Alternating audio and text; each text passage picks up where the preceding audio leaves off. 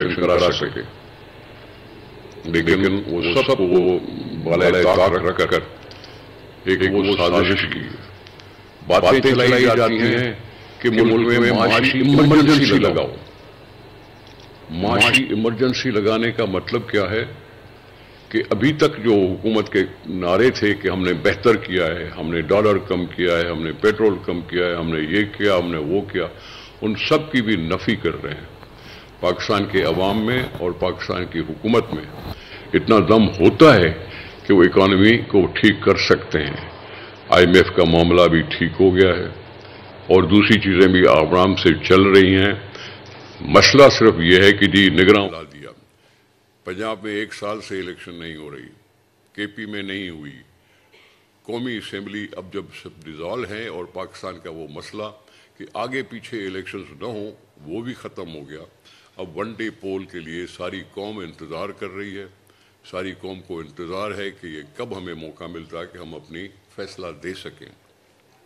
मैं अपने Pakistan peoples party के किरदार की तारीफ़ करना चाहता हूँ कि उन्होंने ये महसूस किया कि लोगों से मुल्क छीनना नहीं चाहिए।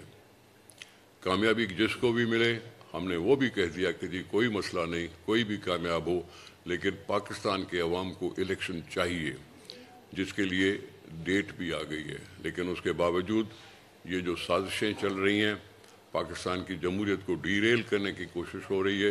ये इल्ज़ाम मुंतखब नुमाइंदों पर आएगा। पहले तो हम आमरों पर इल्ज़ाम लगाते थे, लेकिन अब ये मुंतखब नुमाइंदों पर इल्ज़ाम आएगा कि उन्होंने ऐसी कोशिश की।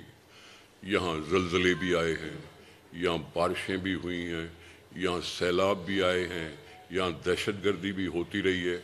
इन सब के बावजूद इलेक्शंस हुए हैं, हुकूमतें चली हैं। हम खुश हैं कि जी पाकिस्तान की असेंबली 5 साल पूरा करती है। 5 साल पूरा करने के बाद अब चौथे 5 साल दौर में जा रही है। जो भी कोशिशें पार्लियामेंट को मजबूत बनाने की हुई हैं, उसकी भी ये नफ़ी है, ये करारदाद।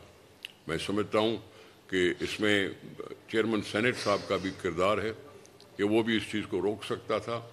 और हम जो बैठे हैं वो तो उन 12 मेंबरों के बारे में बात करते रहेंगे कि उन्होंने कौम के साथ ज़्यादती की है।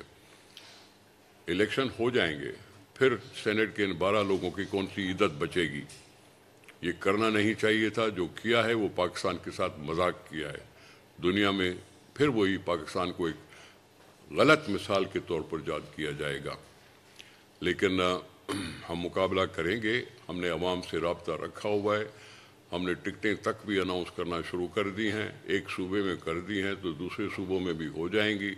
हमने अपना कैंपेन का शेड्यूल तक अनाउंस कर दिया है कि जब हमारे चेयरमैन हर जगह पहुंचने की कोशिश करेंगे कि अवाम से सीधा रब्ता हो और अवाम से कहें कि भाई देख लो कौन सच्चा है जमहूरियत के साथ और कौन इतना सच्चा नहीं है।